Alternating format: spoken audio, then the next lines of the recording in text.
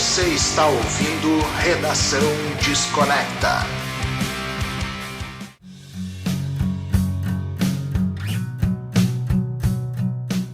Fala aí, Desconectors, tudo numa boa? Marcelo Scherer na área, começando mais um Redação Desconecta, o teu podcast que rola todas as terças-feiras, às 8 horas da manhã no Spotify e às 20 horas também no YouTube. Lembrando aí que agora a gente está fazendo os cortes aí, né, dos podcasts, tem rolado bem legal e a galera tem engajado bastante, né? A gente sabe que acompanhar um papo de 1 hora às vezes se torna cansativo, então a gente vai delimitando alguns assuntos dentro dos podcasts e vai cortando. Tem rolado bem legal mesmo. Bom, hoje estou aqui com uma presença ilustre, Henrique Inglês de Souza, cara, jornalista aí que passou por publicações... Hein, bro? Como diz aqui publicações como Bis, revista da MTV, Outra Coisa, Guitar Player, Bass Player, Rock Brigade, Rolling Stones. O cara tá lançando não apenas um livro, mas 2, né? Um no formato físico aí, que é o Alto Volume, os bastidores e conversas com ícones do rock e metal mundial, que tá lá no fundo. Lá no fundinho. Tá, fundinho lá da sala do Henrique. E também Crivo, ensaios e outras revisitas no jornalismo cultural. Seja bem-vindo, Henrique. Pô, obrigado aí, Marcelo, Brody, ao podcast. Eu já falei em off aqui, né? Eu acompanhei, já peguei muitas dicas de vocês, muitas dicas boas, né? Meu livro aqui atrás está em cima do meu toca-discos. E depois de longos e longos anos, eu comprei um. Na verdade, foi o primeiro que eu comprei, porque os outros eu fui herdando de pai e tudo mais, né? Então, eu sempre peguei muitas dicas, é um canal muito bom. Então, pô, só tenho a agradecer aí ao espaço. E é isso, né? São 2 livros, né? Um focado em rock e no metal, que é o impresso, esse amigão aí no fundo. E tem esse que ele é focado em outras praias, né? Então tem entrevistas, o e-book, né? Que é o Crivo. Tem entrevistas com B.B. King, com o baixista do Bob Marley, tem Bossa Nova. Então são outras praias que eu, enfim, acabei resolvendo também colocar num livro, porque pelo mesmo motivo que eu resolvi escrever e publicar esse livro, o Alto Volume, né? Eu acho que tem bastante entrevista legal, tem, né, pessoas que já nem mais estão aqui, né? Então, além delas ser um material legal, com informações, detalhes, né, e as curiosidades que eu acrescentei, hoje está mais difícil você ter acesso a esse tipo de material. As revistas não existem mais, né? É sebo, e ninguém é tão rato de sebo assim para revista, né? Normalmente é vinil, né? Agora também tem cassete, né? Mas, então, assim, eu dava pena ver esse monte de material aí engavetado num arquivo digital aí no meu computador e com tanta coisa legal, divertida, né? Então, eu resolvi realmente colocar para frente, disponibilizar para o público que gosta, né? Porque também para celebrar o jornalismo musical, esse querido que anda tão surrado ultimamente, né? Mas aí a gente vai desenvolvendo mais ao longo aí da entrevista. Demais, cara, demais. Pô, ter esse resgate histórico, principalmente num país como o nosso, é fundamental, né? Para a gente poder passar adiante aí, não só o jornalismo, aliás, o jornalismo cultural também, mas as histórias que estão por trás dos artistas que a gente tanto ama, que a gente tanto gosta, né? Tanto aprecia.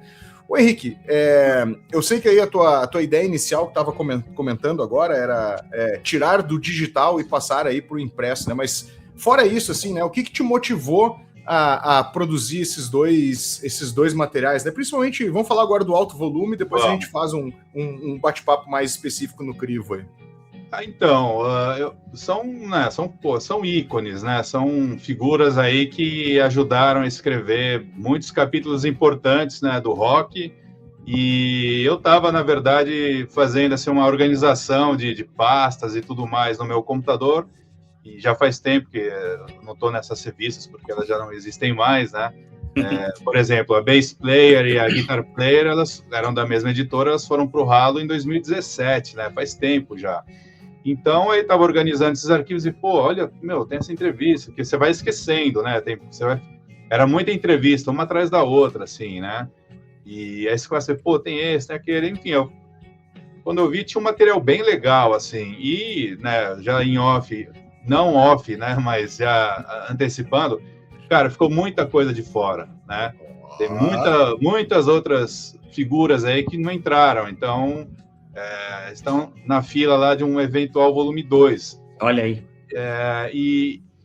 E assim, é um tipo de livro que eu gosto, né? Eu tenho alguns livros semelhantes, né? Tem o do Zeca Camargo, tem um que é do Neil Strauss, que também ele pega trechos que foram giletados das matérias originais, é um livro bem legal dele. Então, tem também essa coisa, essa vibe de entrevistas comentadas, né? Eu gosto muito do jornalismo literário, então é sempre gostoso escrever e resgatar e comentar. Eu acho muito mais legal do que a matéria em si, né? Porque você comenta, você sai daquela linha padrão do disco e tudo mais, embora isso tenha no livro, né? Mas você comentar, sei lá, curiosidade, tipo, sei lá, o Paul Stanley, né? Que é o primeiro capítulo, quando a gente estava ali, que ele chegou, que putz, esquema de segurança, assim, meio aquela coisa megalomaníaca, né, de estar americano, né? Pô, foi um monte de etapa de segurança, de produtor e tal, até a gente chegar numa salinha simples lá do hotel. Daí a gente estava ali, né? Ele começou a se servir ali de café e tal. E daí apareceu lá um carinha do hotel, ele pediu um descafeinado, né? E você tá ali, né? Você fica ali já aproveitando para quebrar o gelo e tal. Eu comentei, né, do nosso famoso café com leite aqui, pelo menos em São Paulo. Uhum. É uma tradição. Daí, café com leite, ok, eu expliquei como era, né? Daí ele fez uma cara assim de, não provou, duvido, né? Mas então, assim, tem esses detalhes, né, que humanizam.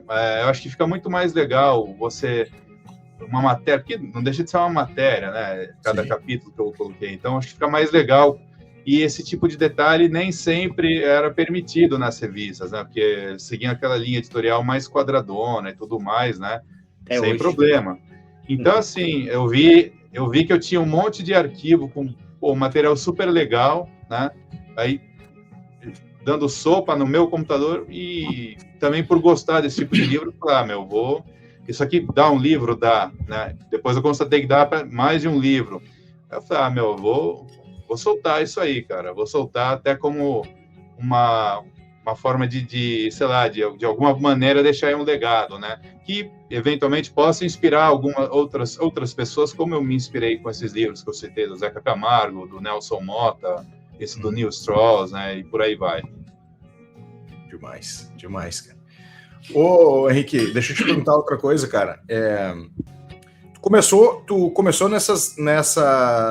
no jornalismo e nessas publicações em 2001, foi por aí mesmo? Como é que foi a tua entrada aí nesse mercado editorial brasileiro? Foi sem querer, cara. Eu até então não gostava de escrever, eu tinha preguiça e tal, mas aí uma vez eu estava na faculdade aqui nem era jornalismo e tal, era de comunicação, mas não era da área, e aí tinha um jornal que ele abriu o espaço, quem quiser colaborar e tal. Eu falei, legal, né? Tem alguma coisa com meu nome publicado, né? Só que ali, quando eu publiquei o primeiro, que era um artigo sobre cultura, né? O baixo nível cultural que estava, foi bem na época do primeiro Big Brother e tal, o famoso Big Brocha. Aí eu gostei, o bichinho me picou ali, eu fui me interessando, eu fui escrevendo mais, mas era uma coisa bem solta, assim, né? Até um dia que eu me toquei, que foi o show do Zé Ramalho, e era sempre difícil escolher tema, né? Aí quando eu resenhei o show do Zé Ramalho, eu falei, lógico, cara, lógico que é isso aqui, cara. Minha vida inteira eu li Rock Brigade, li as revistas e tudo mais, a coisa que eu mais gosto. Eu juntei o útil ao agradável e aí eu peguei gosto pela coisa, né? E aí fui me aprimorando a redação e tudo mais, a percepção, né? Que é uma coisa importante, né? Que eu sinto muita falta. Eu sentia quando tinha mais publicação, mas você vê em sites, assim, até portais grandes, cara, o nível é baixíssimo, né? De percepção. É quase para não dizer que é uma cópia de release, é quase, quando o cara muda, faz uma coisa mais original, é quase uma cópia do release, né? Então, a percepção do que seria o jornalista hoje, ela está muito pobre, né? E isso é uma coisa importante, não é só saber escrever bem, é saber se comunicar bem e escolher o enfoque legal, assim, para deixar a matéria bacana, né? Senão fica um negócio ali sem alma, né? E aí foi meio sem querer, né? Daí eu fui indo, né? Eu comecei nos jornais locais, tá? Até que eu, bem no começo ainda, eu consegui uma oportunidade lá na Guitar Player, né? Até um abraço para o Davi Hepner, que foi o cara que abriu as portas lá, e aí não parei mais, né? Fiquei 14 anos na Guitar Player, mas ao longo desse tempo eu fui também colaborando com Bis, com Rolling Stone e tudo mais, né? Então foi sem querer, mas virou uma grande paixão que está até hoje. Pois é. Você sabe que eu tenho a minha coleção de revistas Bis e da minha revista Best Player guardadas até hoje, né, cara? Mas eu não, assim, eu ia direto mais para, como eu estava aprendendo a tocar baixo, assim, às vezes eu não lia tanto as matérias, eu queria pegar as dicas da música, as curiosidades do baixo ali, aprender a tocar e tal, então, mas tem muita coisa guardada aí, cara, eu vou procurar lá, vou achar, vou te mandar uma foto. As da Bass Player, com certeza, de 2011 a 2017, né, eu tô em praticamente todas, mas a Guitar Player eu vou estar a partir de 2005, né, mas dá para perceber bem uma evolução também disso que eu estava falando, no meu texto, né, fui melhorando e tal, então... 2005 até 2017 você vai achar bastante coisa. Que legal, né, cara? Mas eu acho que escrever é isso aí, né? Pegando coisas que eu escrevi no blog, que eu tinha antigo 12, 15 anos atrás, e hoje a gente tem uma evolução na escrita, é claro, a gente tem que... Mas eu acho que o papel também do resenhista, não sei se eu posso colocar até como um crítico, enfim, é ele ter a opinião própria, né? Se ele gostar, eu pelo menos eu sou assim, se eu gostar eu falo bem, se eu não gostar eu não vou. Pode ser quem seja, né? E aí isso às vezes até faz um pouco de mal, porque tem um fã aí que ele é muito hardcore, né, cara, ele não gosta muito que você não dê uma opinião contrária e tudo mais, né? Você já chegou alguma vez assim a resenhar ou dar uma opinião assim, tipo, o disco poderia ser melhor em tal sentido, poderia ter um timbre diferente, algo assim, e a galera malhou você ou não passou por essa? Eu acho o seguinte, né? Resenha, ela é sim uma crítica, né? Só que crítica não assim falar mal por falar mal, né? Uma crítica é uma análise, né? Então você fala dos aspectos ruins, mas também aponta os aspectos bons, acertados ali daquele trabalho, né? E eu já recebi já bastante do tipo, essa é só a sua opinião. É lógico que é a minha opinião, né? Ainda bem. A resenha é uma opinião de uma pessoa, lógico. E a revista jamais pregou, não, a verdade absoluta está aqui, nessas páginas, nessas 85 páginas, sei lá. Então, mas eu lembro que quando o Cavaleira Conspiracy apareceu, foi aquele oba-oba, nossa, os irmãos Cavaleiros estão juntos, tal, é na fase pré-No Cavaleira, No Sepultura ainda. E aí houve um oba-oba, nossa, né, quase a reunião que a gente quer, né? Eu lembro disso muito bem, né? E aí eu fiz a resenha desse disco, né? Sim. Aquele vermelho lá, acho que é Inflicted, uma coisa. Inflicted, é esse aí. Isso. E na resenha eu comentei alguma coisa tipo, é um disco legal pra caramba, né? Bem naquele estilão Sepultura, né? Que aí foi o Max entrou nessa e nunca mais parou, né? Embora ele renegue Sepultura, não sei o que, mas ele nunca mais deixou de reproduzir o Sepultura, né?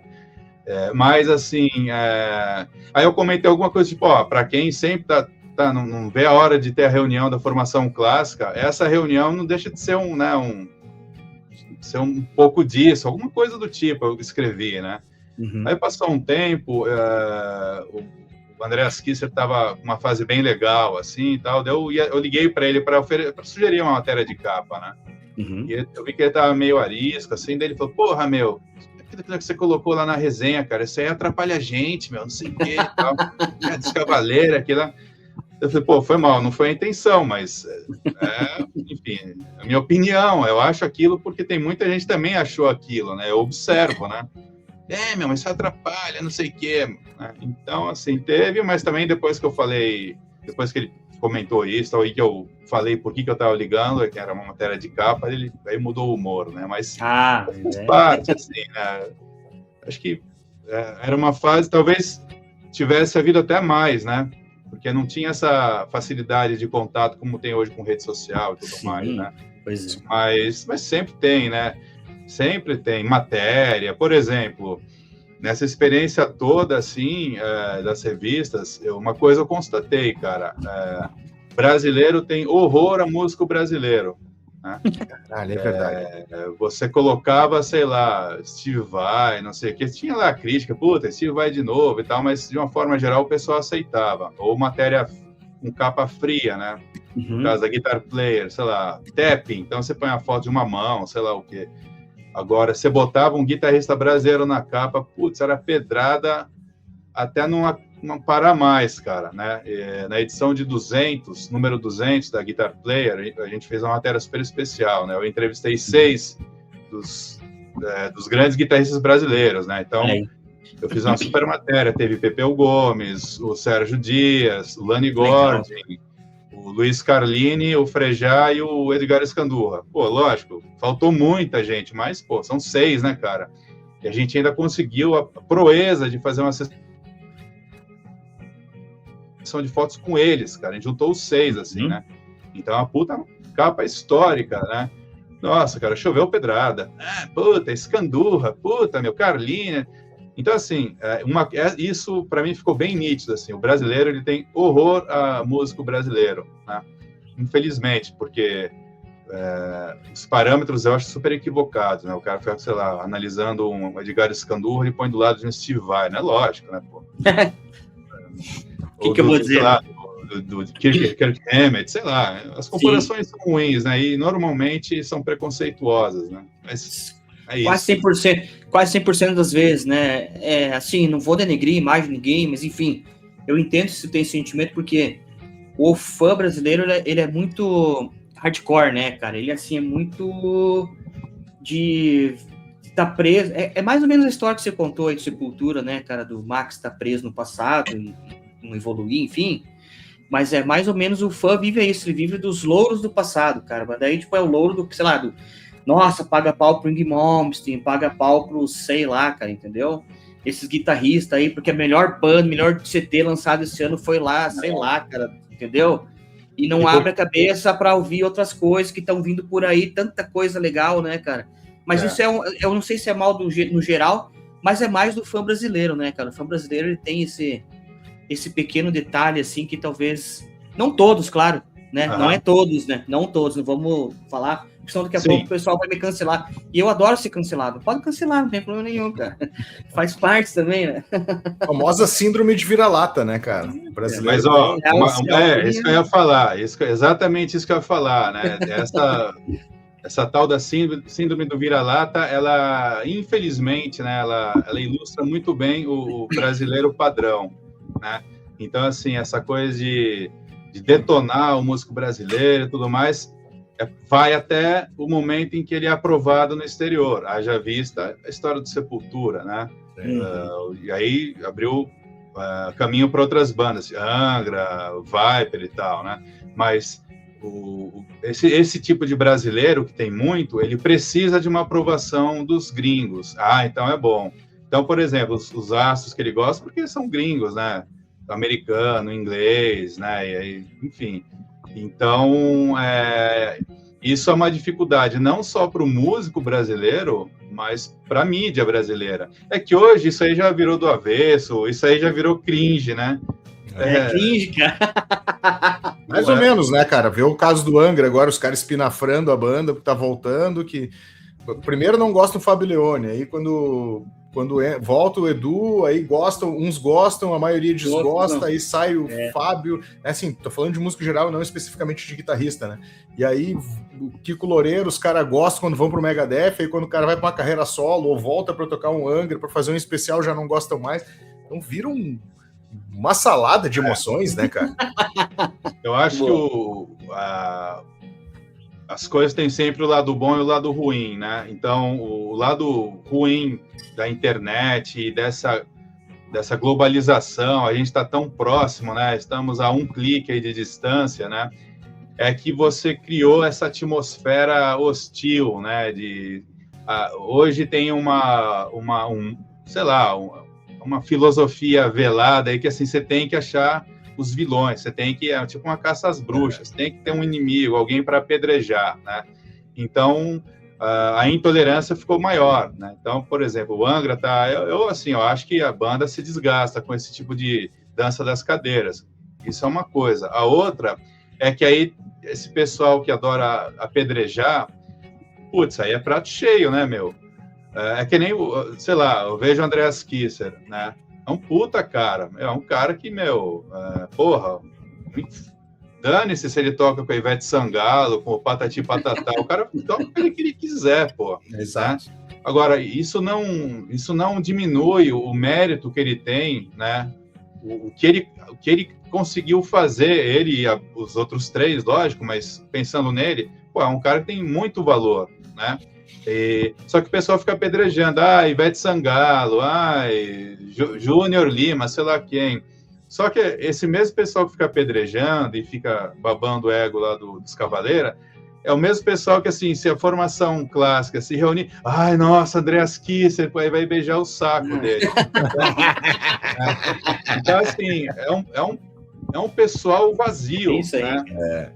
Isso também ajuda a explicar por que por exemplo, um canal como o Desconecta, ele é uma ilha, né?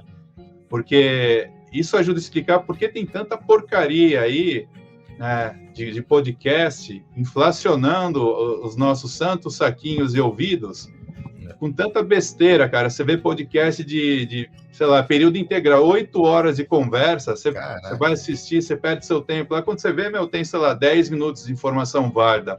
O resto é um bate-papo solto, desinformado. Isso que eu acho o pior, cara. Tem um monte de podcast aí, com não sei quantos mil inscritos, e os vídeos com não sei quantas mil visualizações. Aí você vai ver lá um dos cortes, porra, tinha um aí com 2 minas que estavam falando com o Paulo Miklos e, em dado momento, uma se surpreendeu ao descobrir que o Arnaldo Antunes era membro fundador dos Titãs. E essa, cara?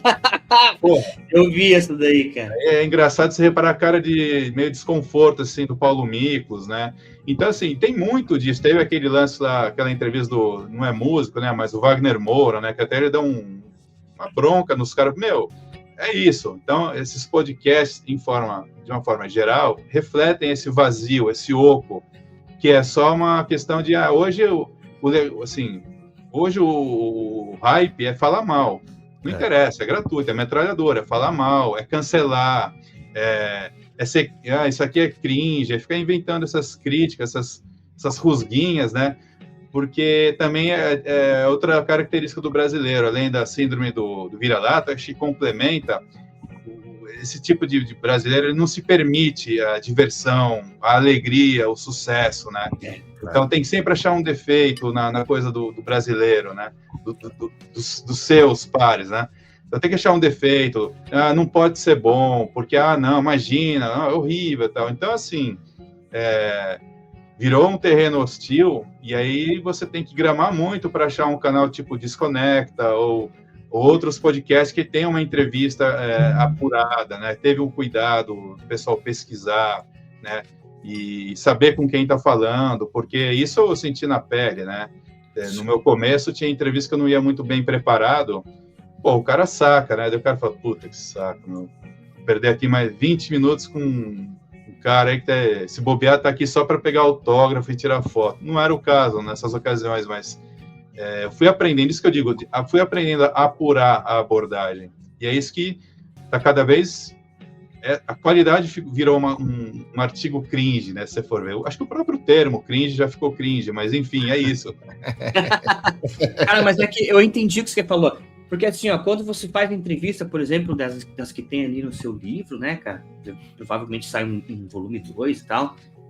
Cara, você pega um artista e quem falou isso uma vez foi o Sérgio Martins, numa entrevista. Ele falou, cara, fui entrevistar não sei quem lá, e eu comecei perguntando uma coisa totalmente inusitada, assim, sobre um assunto que eu sabia.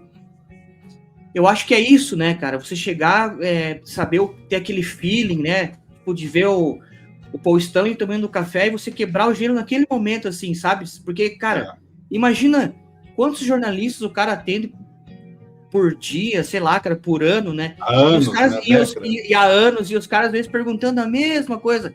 Como que é tocar com o Gene Simmons? Quando vocês eram mascarados, sabe? Essa tipo coisa assim, que é legal, você tem que perguntar e tudo mais. Mas perguntar coisas assim que às vezes o cara não tá preparado, que, tipo assim, parece que às vezes ele vai lá meio no mecânico, né?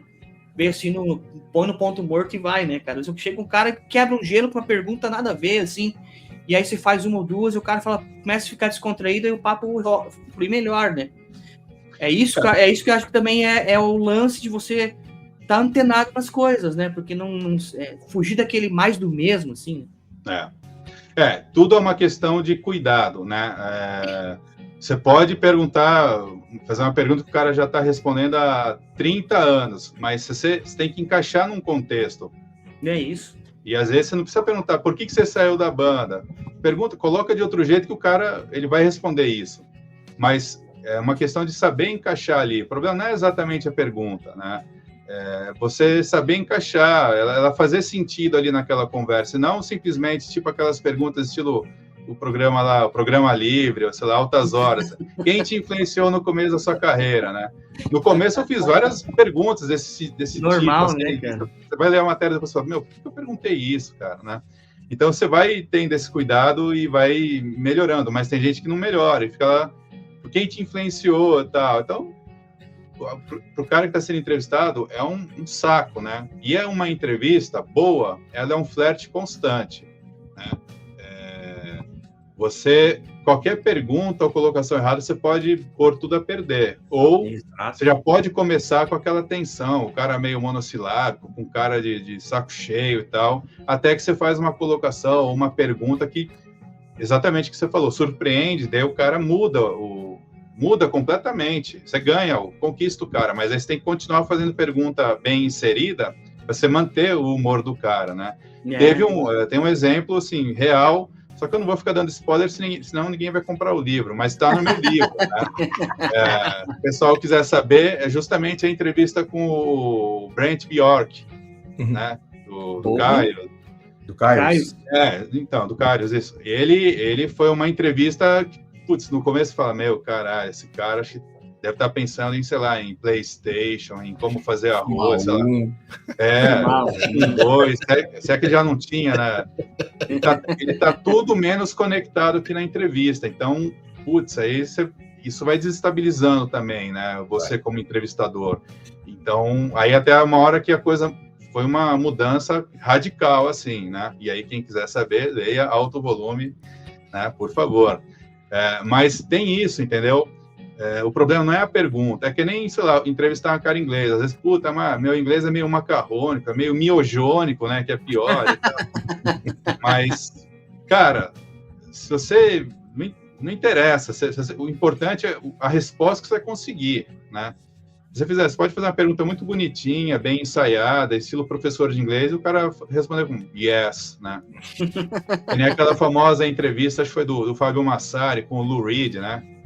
Que ele fazia umas perguntas super, né, enfeitadas, floreadas. Estilo Massari mesmo, né? Cada pergunta uma melhor que a outra e tal, e o Lou Reed com aquela cara de anchova grelhada, só falando no, yes, ou, né? E aí, foi isso a entrevista inteira. Eles estavam assim, na piscina do hotel, né? Daí eu acho que teve alguma coisa do tipo, você acha que uma bola ia acertar a mesa, o Lou Reed estica a mão assim, segura. Daí eu acho que o Fábio Massaro, fui salvo aí pelo Lou Reed.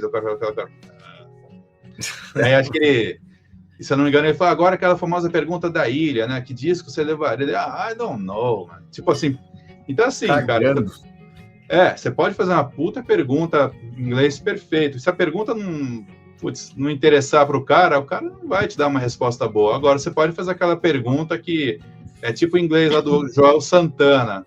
Mas se a pergunta for legal e o cara minimamente entender, o cara te dá uma resposta boa. Então, é isso que eu digo. É um flerte, é um jogo ali o tempo todo, né? Com gringo, esse jogo aumenta, né? Porque você tem outro idioma e tudo mais, né?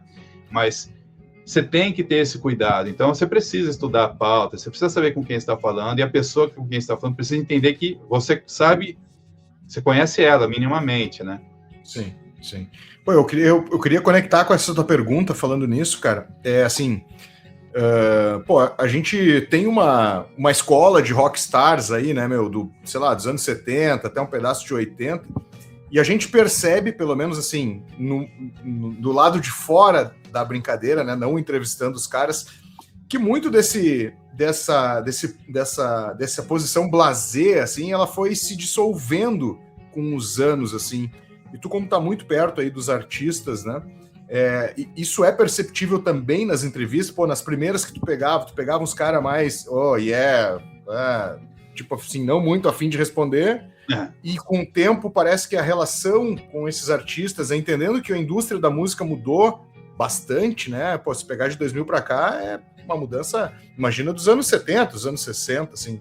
Percebe que essa nova galera, ou uma galera, digamos assim, talvez não tão nova, mas tem uma atenção maior, né, um cuidado maior com o que vai conversar com o entrevistador?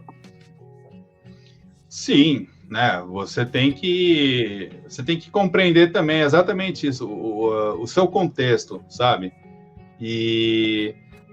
Mas eu acho assim, aquela história da fórmula, né? Não tem uma fórmula assim, é assim que se faz, né? Cada entrevistado é de um jeito. Você tem que minimamente estar sempre se preparando, escrevendo sempre, lendo outras entrevistas, assistindo a outras entrevistas que não sejam as suas, né? Assistindo as suas, lendo as suas, né? Porque eu aprendi muito, eu melhorei muito lendo. Quando saía a revista, eu lia as minhas matérias, né? Então, e a mesma coisa acontece com esses caras, né? Eles estão vivendo o mesmo mundo que a gente está. Então, o cara também tem lá iPhone, sei lá, tem outras coisas. Então, ele tem outras percepções ativadas também. Então, você tem que também aproveitar desse contexto para colocar isso na sua entrevista, até para você poder fazer uma pergunta que o cara já não aguenta mais responder. Aí você faz uma pergunta inserindo de uma forma diferente, e o cara te responde super bem. Não sei se era isso, mas... Não, é mais também um pouco da posicionamento do músico, aquele estilo antigão, rockstar, se tá caindo por terra, assim, né? Quando tu vai bater um papo com a galera. Tá Depende mais também. ou menos. Depende, mas via de regra, pelo menos nos brasileiros, assim, o que eu percebo é que sim, né? Esses caras que aí já não estão mais nem aí, que a banda é muito estourada, os caras continuam nem aí, né? Mas... hoje eu vejo muito músico brasileiro que eu já entrevistei 300 mil vezes e que durante muito tempo, quando você ia abordar determinados assuntos, não, cara, eu não quero falar disso, não quero falar de polêmica, não, o cara não queria lavar tanta roupa suja assim. E hoje eu vejo muitos deles em podcast e tal, falando tudo menos de disco, de show, tá ali lavando roupa suja. Não, puta, o fulano que era o chato da banda, não, ele saiu porque não sei o que lá, nossa, eu vi, sei lá, o Cazuza de cueca, sei lá, porque assim, virou, hoje, isso, mais uma vez, por que eu lancei esses livros, né, porque é uma celebração, um jornalismo musical que tá meio que sumindo, porque hoje tá perdendo espaço, assim, você explorar a carreira, o trabalho, hoje a regra ficar lavando roupa suja. Então, esses caras também, se eles não forem lá aos podcasts ficar falando roupa suja, como é que era, sei lá, o comportamento de não sei quem, o cara acaba não aparecendo, né? Ou então tem aqueles lá que a gente conhece, que não tem muitos desses, mas é o cara que a cada 15 dias cria uma polêmica para ele poder ir nos veículos ficar falando aquela polêmica lá. Daí fica rendendo lá. Daí, agora é heavy metal, não sei o quê. Aquele cara sabe que vão encher o saco e tal, mas aquilo mantém ele na mídia, porque se o cara for falar da música dele, talvez não seja tão interessante mais no mundo de reels e stories que a gente está vivendo, que é só de polêmica, de página, de treta, não sei o que lá. Então, tem esses caras que eles, em vez de ficarem lançando música e tal, pra quê, né?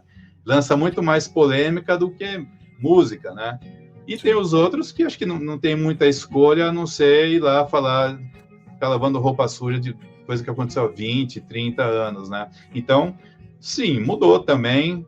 Eu acho que em alguns casos por necessidade e em outros porque, sei lá, né? O cara também deve ter achado legal ficar falando mal, sei lá. hoje é aquela história, né? Hoje você tem que estar falando mal de alguém, a gente tem que ter alguém na mira, tem que achar culpados, vilões e tal, e descer o cacete, né? Eu vi um meme, cara, só um pouquinho, Marcelo, eu vi um meme que traduz muito sobre isso aí, cara, que a gente se perdeu, e vão passando isso pro lado musical, né, quando a gente parou de fazer assim nas fotos, e começou a fazer assim, ó.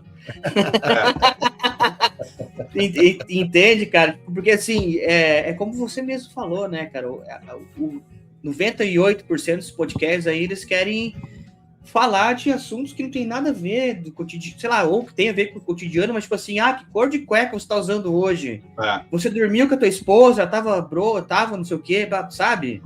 Isso aí eu acho que, cara, perde-se um pouco da magia, né? E a gente também, assim, acaba, hoje com a velocidade da informação, da música e tudo mais, como o Marcelo mesmo falou dos cortes, né, cara, os nossos cortes aqui, a gente tem cortes, precisa ter para dar uma movimentada no canal e tudo, mas tem aqueles caras que pegam determinados cortes e a pessoa não vai ver o contexto, daí distorce toda a coisa, né, cara? É tipo o fã que se foda, entendeu? Tipo, mas tem uma história por trás, entendeu? Aí vira-se uma, nossa, cara, não sei o que, entendeu? Isso aí se perdeu, né? Se perdeu essa contextualização, tipo, de pegar o livro, ler, ver toda a história, entender esse jornalismo, entender o contexto, ter uma entrevista bacana para você entender. Não, você vai no podcast, o cara, no Jornal do Antunes era mesmo do Titãs. Cara, pelo amor de Deus, né? Descobrir ali na hora é complicado, né? Deve ser broxante demais pro cara, de verdade. Então, assim, hoje em dia, se a gente for pensar naquela, como diria, né, o Herbert Viana, nas entrevistas dos Paralamas, os Paralamas, aquela equação reggae e rock. Então, assim, se a gente for pegar aquela equação qualidade e quantidade, hoje, infelizmente, é quantidade, né? Então, assim, a quantidade tem que ter não sei quantos mil inscritos, para não sei de quantos mil visualizações de engajamento e tal. Então, hoje, que é uma coisa que me deixa de saco cheio, que irrita, as pessoas hoje querem a todo custo ser famosas. Não interessa se o cara já é famoso, se é um músico, ou se ele é um jornalista, ou eu chamo de comunicador, esses caras de podcast, assim, que são despreparados, né? Mas, enfim, todo mundo ali quer ser famoso. Então, assim, o que importa é a quantidade. Pô, legal, tá tendo não sei quantos mil views. Esse meu corte aqui, não sei o quê, legal, tá nas trends, sei lá o quê. Então, as pessoas têm essa coisa boa, quero ser famoso. Todo mundo quer ser um influencer, né? Quer ser, tipo, jornalista, né? Vamos mal ilustrando aqui. O jornalista, ele passou acho que ele viu nas redes sociais, nesses vídeos e tal, ele viu a possibilidade dele também ser um artista, né? Então, eu também quero entrar nessa, né? Pelo menos o jornalismo cultural, né? Então, fica essa competição de quem é o famoso ali, é o músico, é o entrevistado ou é o entrevistador? Daí fica um negócio babaca, fica uma coisa pobre, né? Fica um negócio chato de assistir, porque aí fica aquele papinho lá de sofá da sala de casa, que eu conheço os artistas, não, porque fulano... O cara tem que mostrar que ele também conhece lá os outros músicos, que outro dia ele estava conversando com fulano, aquela coisa, você fala, mas e a entrevista, né, meu? Então, assim, hoje a régua está na quantidade e não na qualidade. A qualidade, por sinal, está muito baixa, né? E haja vista a infinidade de podcasts que tem, que é absurda, né? Hoje tem podcast de tudo, cara. Tem do pessoal da secretaria. Todas as empresas têm podcast, assim. Então, fica uma coisa que é over, né? E aí a gente paga o preço. Pô, tem alguma cachorrada na vizinhança aqui. Coisa boa. Ou é caminhão do lixo ou é o caminhão do Papai Noel. Mas é isso. Não sei se está pegando aí direito. Não, pegou bem. Ótimo. Tá ótimo. Mas, sabe qual é isso? Desculpa te cortar. Só qual é que para mim é o ponto zero do nível que chegou o nosso jornalismo cultural, cara? É aquela matéria de 2011. Caetano estaciona carro no Leblon nesta quinta-feira.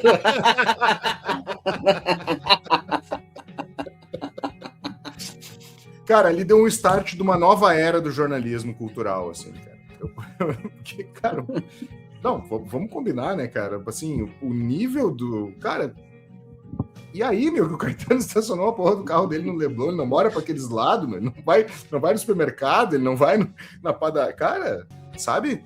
É uma falta, assim, de noção de universo, assim, né? Eu queria fazer uma pergunta... É falta de assunto mesmo. É fofoca, né, cara? Essa potência. Isso, cara. É isso. Música, por exemplo, antes de você fazer a pergunta, desculpa te cortar também, mas hoje, a editoria de música, por exemplo, você pega a editoria de música, em geral, o que ela virou? A música é só um habitat. Então, assim, eles não vão falar de político, de esportistas, não. Música. Então, assim, legal, deixa eu ver. Notícia aqui do Caetano Veloso, deixa eu ver. Caetano Veloso é visto na praia de sunga azul. Você fala, não é do disco dele, né? Isso tá lá no que seria editoria de música, né? Então é isso, cara. Ficou essa coisa oca de fofoca. Isso de um modo geral, né?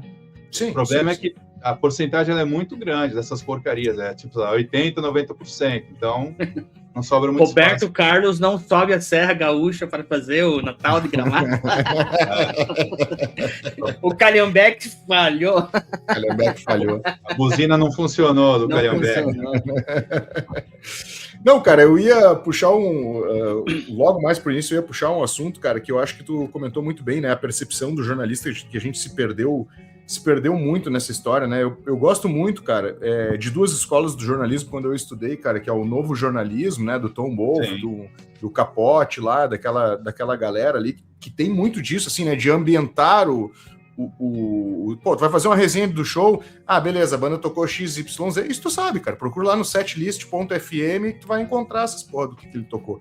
Agora, a percepção, né, da resposta do público para determinadas músicas, né, de como a banda se porta e conversa, né, e como é que tava o público, estava ansioso ou tava blasé, né, tava aquela, tanto faz essa banda tocar ou não.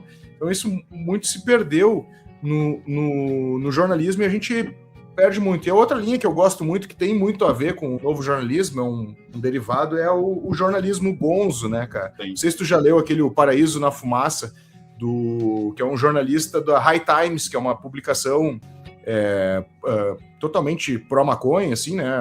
Olha o nome, né? High Times, né? É para isso mesmo. E ele faz várias entrevistas, cara. Inclusive, ele foi falar com o Bob Marley, aliás, ele foi entrevistar a galera que tocava com o Bob Marley na Jamaica. Então, assim, o cara mandou por Trent Town, né, meu, fez toda aquela viela ali, conversou com todos os músicos e a percepção dele, aquela ambiência que a gente não vê mais no jornalismo, né, se perdeu. É assim, cara, tem que tudo ser muito rápido, muito instantâneo e tem que ser fofoca. Fim. Porque senão não interessa, né? Porque a nova geração, as novas gerações, né? Porque isso já vem de há algum tempo. Inclusive, quando eu estava fazendo a curadoria aí para esse livro, é engraçado ver assim entrevistas de 2010 e tal. Algumas delas eu perguntava da internet, né? Porque tava ali aquela coisa, ainda já era um elemento ameaçador, né? Então era curioso ver algumas respostas. Então, assim, as gerações mais novas, elas têm outros interesses. O consumo de música mudou, né? Isso, tudo bem, ok, faz parte, acho que da roda gira e as coisas vão se adaptando às novas realidades, mas eu acho que você poderia manter determinados aspectos, o jeito de fazer, em vez de tirar, assim, simplesmente dar lugar para uma porcariada vazia, tipo essa do Caetano Veloso estacionando o carro, ou sei lá o quê, os óculos e não sei quantos R$1.000 do Neymar, né? Então, assim, esse estilo de jornalismo que você falou, eu gosto muito, né? Eu sou muito apaixonado pelo jornalismo literário. Tem muito de jornalismo literário nesse meu livro, embora eu reproduza trechos das entrevistas e tudo mais, mas os textos, né, em si, eles têm, porque é uma paixão minha, eles têm essa observação ali, né, em vez de ser aquela coisa fria do lead, desenvolvimento e conclusão, porque é uma coisa que eu gosto, um texto com personalidade, quer dizer, você está ali junto, né, e eu acho assim, com cultura, com música, é um estilo de jornalismo que combina muito, né, mas é aquela história, né, que mudou isso para isso. Então, assim, as pessoas não estão mais afim desse tipo sabe, de detalhe rebelde, digamos, vamos chamar assim, usar um terminho bem chulo, uma coisa rebelde, uma coisa, sabe, lá do B, underground. Não, elas querem saber as coisas mais bonitinhas, né? Porque além de ter mudado disso para isso, os shows também mudaram disso para isso aqui, ó. Isso aí, cara. O pessoal vai no show para gravar, para depois ficar postando nos stories. E nunca mais vê, né? Além de postar, ainda nunca mais vê aquela parada. Cara, Mas só, o que você viu do show? Ah, não, eu via a tela do meu celular. Então, esses caras, né, essas escolas, né, o jornalismo bons, o literário, o novo jornalismo, que é tudo ali muito próximo, né? É um estilo que eu gosto muito e eu acho que representa bem e poderia ter mais, mas tem aquela história, né? As pessoas estão cada vez menos lendo, né? Lendo menos, né? Então você coloca lá uma postagem no Facebook, sei lá, você coloca 3, 4 linhas, alguém já tinha, putz, é textão, cara, meu, nem li, textão, né? As pessoas estão voltando para aquela fase da vida que a gente só lê por figuras, né? Então tem que ter vídeo, e vídeo curto também, né? Porque senão enche o saco, né? Então, meu, só resta baboseira, né? O que você, em 1 minuto e meio, né? Nem tudo se consegue render em 1 minuto e meio, né? Padrão Reels, sei lá. Então, imagina então você fazer uma cobertura, ser uma coisa legal, tipo essa do cara que foi lá com os caras que tocaram com o Bob Marley na Jamaica. Em 1 minuto e meio isso não tem nada, né, cara? Não tem, né, cara? Então, assim, as pessoas não estão mais degustando, não estão mais saboreando a vida. Isso. É tudo assim, de novo, a quantidade. Então, pô, você pega em 1 hora, quando você vê, você está 1 hora vendo um monte de porcaria de vídeo, já viu 300 mil vídeos, e você, puta, não lembra de 3, né? Então, as pessoas não estão mais saboreando, não tem mais aquela, digamos, aquela parcimônia, puta, vou ouvir um disco, cara. E acho que isso é uma qualidade do vinil, né? Que você não tem como ficar pulando faixa, você bota, dá mais trabalho ficar pulando, você corre até o risco de arranhar o vinil ou perder a agulha, mas o vinil, ele tem isso, né? É um ritual, você coloca ali o lado A, põe o braço, põe a agulha ali no lugar certo, e você sempre contempla, né? Mas essa geração atual, embora esteja havendo um resgate, né? Elas não estão nem aí, cara. Foda-se, assim, dane-se se não tem crédito, vai lá no Spotify, monta uma playlist com 300 milhões de músicas, fica lá, nem sabe direito se é do mesmo disco, se não é, né? Então, a gente, quem gosta de coisa com mais qualidade está concorrendo com isso, né? É bem isso aí, cara. Voltamos às pinturas rupestres, né? O ser humano levou tantos anos para desenvolver a escrita, né? A palavra, agora estamos voltando, né, cara? Total. Tem um meme, né? Que tem aquele famoso desenho da evolução do homem, e depois tem um cara ao contrário, volta, que deu merda, né? É exatamente isso. O cara que pensou nesse meme é um gênio, né? Cara, vamos falar um pouco do livro aí, meu. Eu sei que nem quero que tu abra os principais casos aí, assim, e a gente vai um pouco aqui no óbvio, até para a galera sentir um pouco mais o que a gente pode encontrar aí dentro do alto volume. Quantas entrevistas foram aí que tu selecionou nesse primeiro volume? Acredito que vá haver outro, espero que tenha outro, né, para fazer esse resgate histórico para nós, amantes da música. Mas, assim, além disso, teve algum cara que te surpreendeu positivamente, assim, que tu foi bater um papo, né? Eu sei que talvez mais de um, mas se tu quiser dar um exemplo de alguém que foi super legal contigo, né? Saiu do quadradinho, né? Podemos dizer assim, dentro da entrevista. Por falar em sair do quadradinho, eu vou botar o livro no quadradinho aqui. Né? Boa. Teve sim, cara. Bom, são 31 entrevistas, né? Eu escolhi esse número para encher o saco mesmo, não ficar redondo. 31, pronto. Não lembro quem foi o último, mas são 31 entrevistas. E teve sim, cara. Teve o Slash, né? Ele me surpreendeu. O Slash, eu entrevistei ele 3 vezes, né? A primeira delas foi pessoalmente, né? E ali já foi revelador, né? Porque ele tinha tudo para ser daqueles rockstar frescos, nojentos, né? Tipo chatinho, cheio de frescura. Mas ele se mostrou o extremo oposto, cara, né? Foi pessoalmente, foi lá no hotel que eles iam se hospedar, né, em 2007, quando eles vieram com o Velvet Revolver, né? Que massa. E o Aerosmith, né? E aí, eles tinham acabado de chegar em São Paulo e pegado aquele trânsito do caramba lá, do aeroporto até o hotel. E, puta, aquilo é um desafio para monge budista, cara. Então, assim, eles chegaram atrasados e tal, né? E aí, antes da banda chegar, veio lá um produtor, cara, que parecia um dessas figuras saídas de um filme de gangue lá de Los Angeles. O cara todo... sei lá, parecia um cara que estava fantasiado. O cara veio, olha, é o seguinte, gringo, né? A banda tá muito cansada e tal, não sei o quê. Daí eu descobri que eu ia ser o primeiro ali com o Slash, né? Porque tinha mídia impressa, rádio e TV, né? E, além de internet, né? Aí falou, olha, você vai ter só 5 minutos, porque ele tá muito cansado, ainda vai ter que atender televisão, não sei o que lá. E aí, na hora, eu falei, putz, 5 minutos, eu vim aqui fazer uma matéria de capa, né? E 5 minutos você só produz as chamadas da capa, né? Aí eu, beleza, né? Vamos lá. Daí peguei minhas perguntas, comecei a fazer uma seleção ali, ver o que dava, porque eu não sei como é que ele responde. Tem um cara que você faz a primeira pergunta, o cara responde com 2 palavras, né? Você tem que fazer mais para render. E tem um cara que não, na primeira o cara já passa 15 minutos respondendo. Então eu fiz lá cortei bastante coisa e falei, vamos nessa, né? Aí eles chegaram, a banda chegou. Isso até eu conto no livro. É engraçado, cara, porque a gente estava ali numa área cheia de salinhas, né? E tava todo mundo ali nos corredores, todo mundo da imprensa, né? E eu tava com um amigo meu, que ele que tinha conseguido o caminho certo para descolar a entrevista com o Slash. Eu levei ele, né? Como forma de retribuição, né? Aí a gente tava encostado, assim, na parede lá do corredor.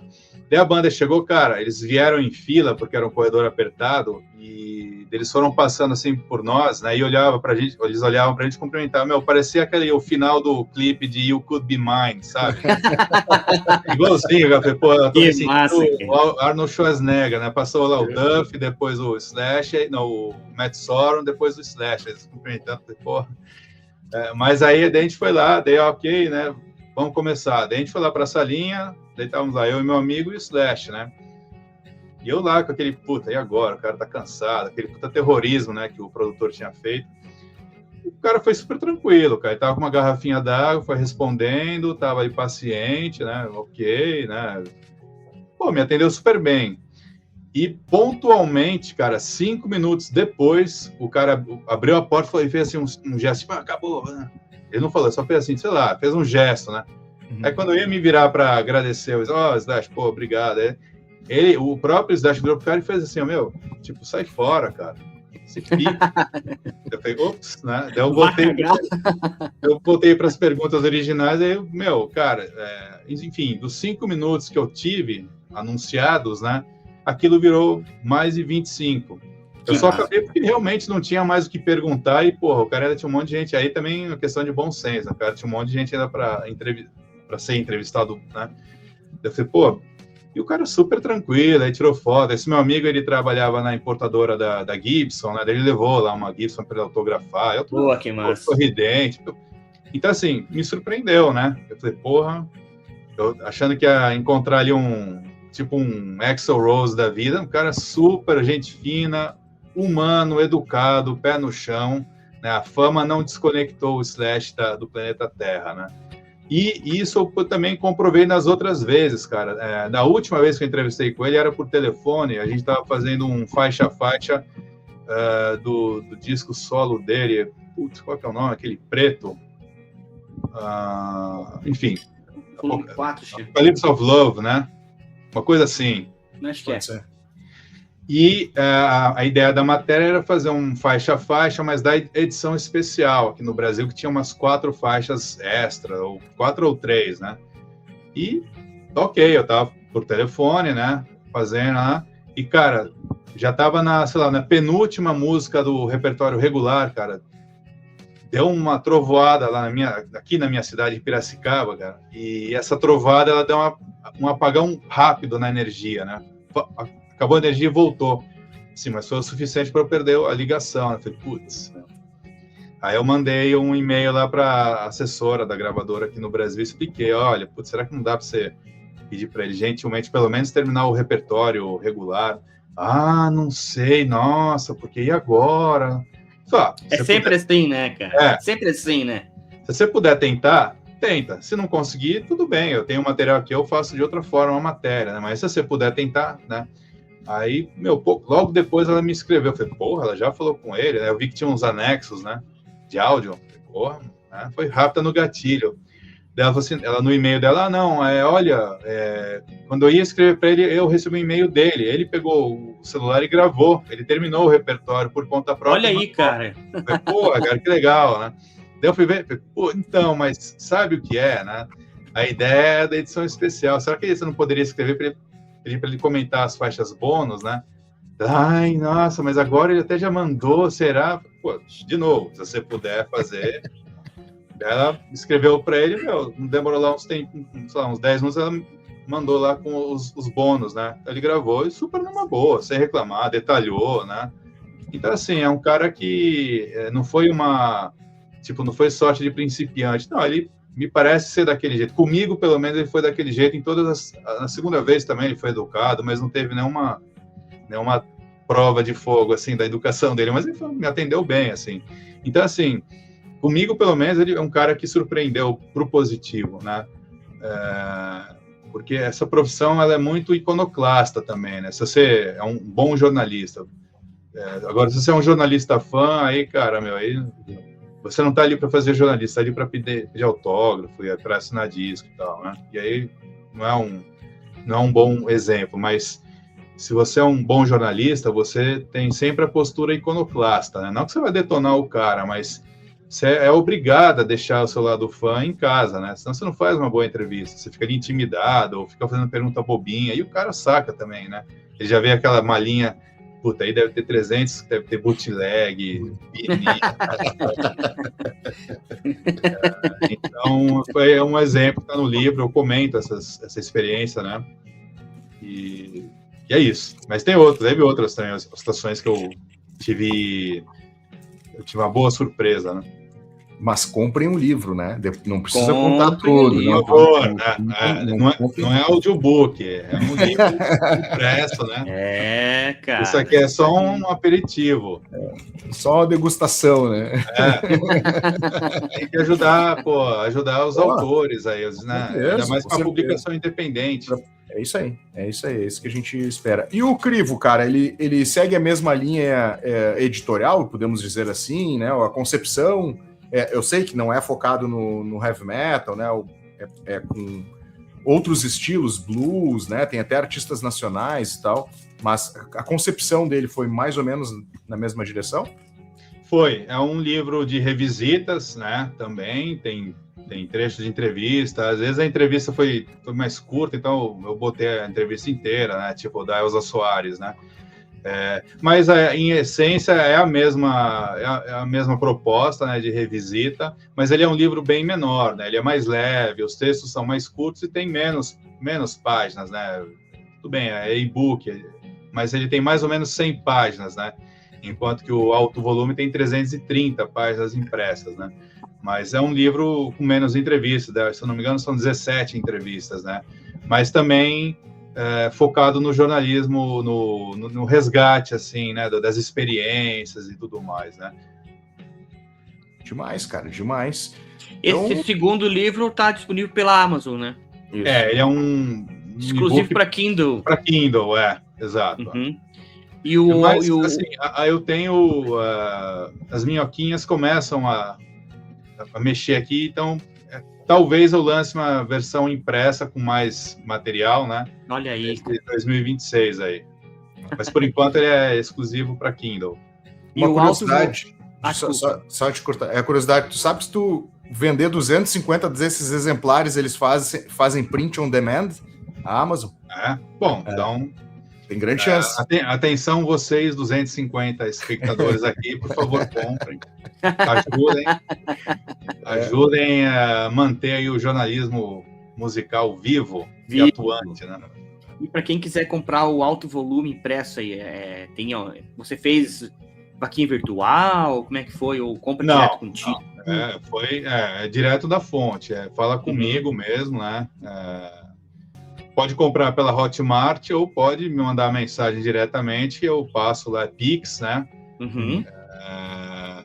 Eu acho que o melhor canal, eu não sei se como é que pode, mas assim, é o meu Instagram, tá? É o @H Inglês de Souza, tudo junto, sem ponto nem nada, e o inglês, e o Souza com Z. Então, @H Inglês Souza. Aproveita e me segue lá no Instagram, né? Mas pode mandar uma mensagem, ou se preferir, pode mandar um e-mail para contato@sitedoinglesdesouza.com.br, né? E aí, eu tô afim do livro, eu passo as informações e é venda direta, assim. Legal. Quantos exemplares tu fez desse alto volume? Só para a galera botar uma pressão na galera. Essa primeira tiragem, né? Eu fiz 250. Então corram. Corram porque, na verdade, pouco mais da metade já foi embora, né? Ó, que massa, cara. Então, mas eu ainda me considero não um best-seller, eu ainda estou no besta-seller, né? Eu preciso vender todos aí para me achar cara, voltamos para aquele nosso papo, números não quer dizer nada, olha a qualidade desse material, cara. Então, assim, melhor tu vender 250, uma obra honestíssima, uma qualidade, uma revisão tua, que tu fez com amor, aprofundou, reviu todos esses papos, né? Com certeza deu alguma mexida em algumas coisas, acrescentou coisas que talvez não cabiam nas revistas, nessas publicações. Então, cara, isso aí já é um golaço, cara. Lindo demais, meu. Parabéns, velho. Obrigado. Parabéns. Não, e assim, né? Exatamente, números não querem dizer nada, porque às vezes vai uma editora, né? Com toda a estrutura digital, né? Ele vai lá, faz uma tiragem de 1.000 cópias, mas o que adianta ter uma tiragem de 1.000 cópias e ter uma boa parte encalhada, né? Então, assim, por essa razão, eu também acabo me sentindo bem, cara, porque não é barato você imprimir, você publicar um livro no Brasil, né? Não sei como é no exterior, mas não é barato. Mas é uma questão, assim, também de se programar, se organizar e ver, eu consigo tanto? Então é tanto, cara. O importante é você botar para rodar. Porque se você eventualmente quiser, você vai atrás, faz uma nova tiragem, reimpressão, você pode incluir ou alterar coisas, fazer uma segunda edição, terceira, quarta. O importante é você dar o primeiro passo, né? Que é publicar. Se isso for legal e tiver mais procura, com certeza eu vou fazer novas impressões, né? Mas eu penso que foi uma tiragem para uma publicação independente, é uma quantidade boa, né? Você tem uma margem menor se sobrar livro, né? Menor que 1.000 exemplares, né? Então, assim, cara, o importante, assim, eu tive o cuidado não só de preparar, mas também de procurar, de fazer uma impressão, uma gráfica, né? Que proporcionasse uma impressão de qualidade e tudo mais, né? Então, assim, o produto é bom, tá aí. É um material, é um registro, né? É um registro histórico que a gente tanto precisa aí, né, cara? Como a gente iniciou esse podcast falando. Henrique, quero agradecer aí o teu tempo aí por ter batido um papo sobre essas duas obras, né? Tem a impressa ali, outro volume, e tem o Crivo, que pode ser comprada e adquirida na Amazon. Vou deixar os contatos do Henrique aqui para quem quiser falar com ele diretamente pelo Instagram, né? Que é onde a maioria das pessoas te contata para fazer a aquisição do livro. E te agradecer mais uma vez aí por ter comparecido aí, batendo esse papo conosco. Imagina, eu que agradeço a vocês, ao espaço, ao Desconecta, né? Que é um canal que eu acompanho e é um canal que dá para acompanhar porque tem um conteúdo, uma curadoria boa, né? Vocês estão de parabéns aí, nota 10. Então, você poder falar de um trabalho seu para um canal sério é super gratificante, assim, e importante, né? E só fazendo um adendo, né? Você falou do cara que foi lá entrevistar os músicos do Bob Marley. No Crivo, eu não entrevistei todos, mas eu entrevistei um, que é o Aston Barrett Family Man, cara que tinha o famoso arquiteto do reggae, né? E foi uma entrevista curiosa, cara. Sensacional, cara. Ele acabou de uma maneira meio meio do nada, assim, mas esse eu não vou falar. Quem quiser, é baratinho, meu. Na Amazon tá R$22,90, cara. Que massa, cara. E ele tava assim, eu não posso afirmar, né, mas foi difícil depois que eu fiz a entrevista, porque a voz dele tava bem baixa e ele falava bem sossegado. Então, assim, sabemos, então. Eu lembro que tem aquele inglês que é mais complicado para quem está acostumado com inglês americano. Inglês, pega o inglês jamaicano, que é um outro sotaque, né? Eu lembro que quando saiu, a entrevista original foi para Bass Player, né? E aí eu falei, não, vou ter que pedir algum ouvido nativo para me ajudar a entender, porque além de estar muito baixo, aquele sotaque, aquele jeito arrastado, sossegado, né? Aí eu passei para uma americana que fazia as revisões desse tipo assim. Ela também não entendeu algumas coisas, não, cara. Então, o negócio. Era forte o negócio. Cara, o negócio estava bom lá. Então. Mas foi curiosa, cara, porque ele acabou assim do nada. Bom, a gente já tinha conversado faz bastante coisa, né? Tinha feito umas 20 perguntas, sei lá, mas a forma como ele acabou a entrevista foi curiosa, assim. Então, nesse livro também tem um pouco disso, assim, né? Tem esse jornalismo literário com alguém que trabalhou com Bob Marley, na verdade ajudou, né? Sim. E, na verdade, a banda, os discos ficaram Bob Marley da banda original, Bob Marley, ele e o irmão, o Carlton, né? O Barrett. Então, o famoso arquiteto do reggae aí tá no crivo. E tem também entrevista com o B.B. King, cara. Isso é um dos troféus aí, cara. Esse até vou dar um spoiler, porque desculpe estender o tempo aí. Não, vai. Mas foi a entrevista com o B.B. King aí foi uma vitória, cara, porque ele tinha vindo, acho que em 2009 ou 2008, assim. Eu fui tentar entrevista para Guitar Player, daí puta rola, aí não dava. Eu falei, bom, tá bom. Daí, você devia ter pedido antes, aquelas coisas, né? Eu falei, tá bom, vai. Aí, falei, deixa quieto. Aí quando eu soube que ele ia voltar, aí eu, bem antes, né? Um período muito maior do que o normal, fui lá enchendo o saco, não sei, porque ele tá muito velho, né? Tá bom. Aí, o que aconteceu foi assim, não sei se vai dar pra você conseguir entrevista com ele, cara, mas se você quiser aparecer pro show, vem no Bourbon Street, né? Queria tocar no Bourbon e depois no Via Funchal, que é uma casa que não existe mais, aí ia fazer 2 noites, acho. E pelo menos você assiste o show dele. Por que não, né? Daí eu fui lá ao Bourbon, né? Assisti o show. Pô, fiquei a 1 metro dele, assim, é uma vibe diferente, né? Eu fiz umas fotos, assim, puta, não.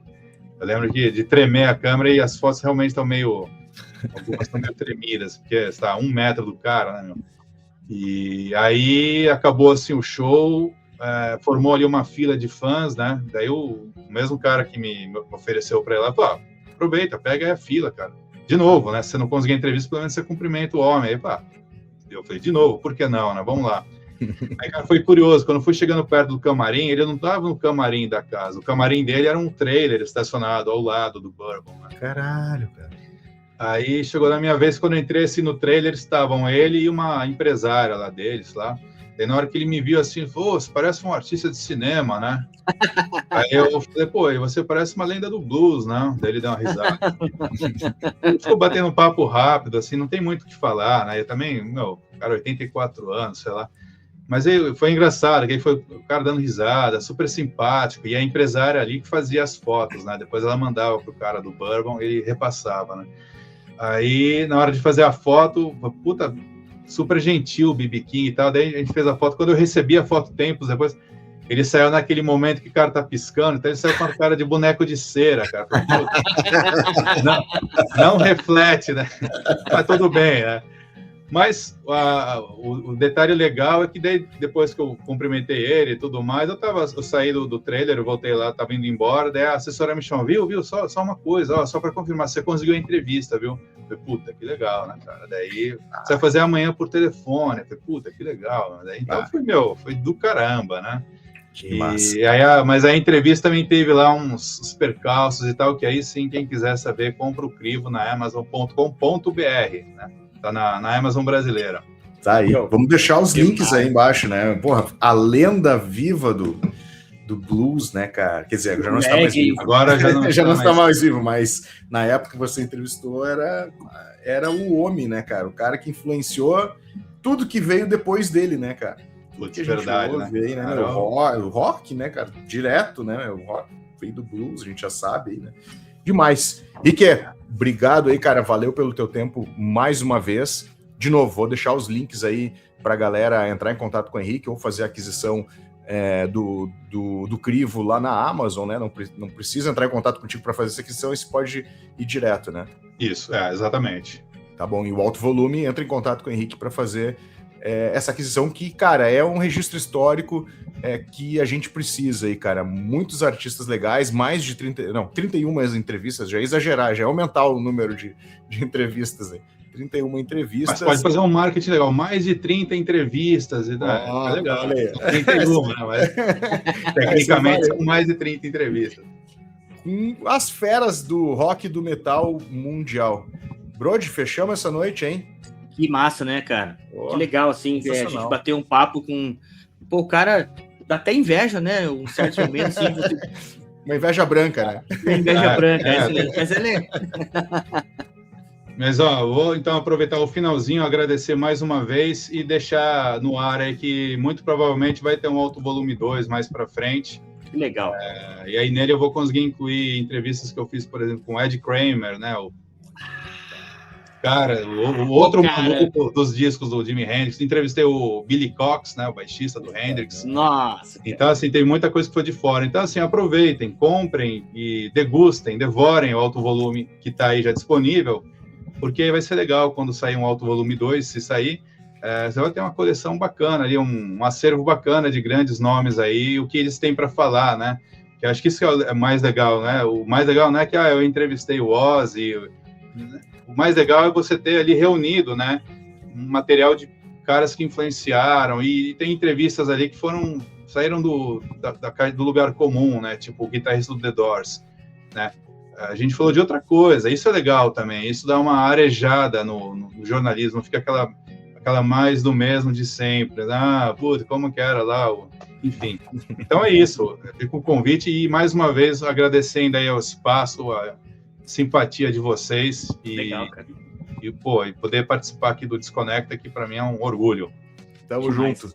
Terça-feira, 8 horas da manhã no Spotify e às 20 horas no YouTube. A gente fecha o programa por aqui. Até a semana que vem. Um abraço a todos. Até mais. Valeu.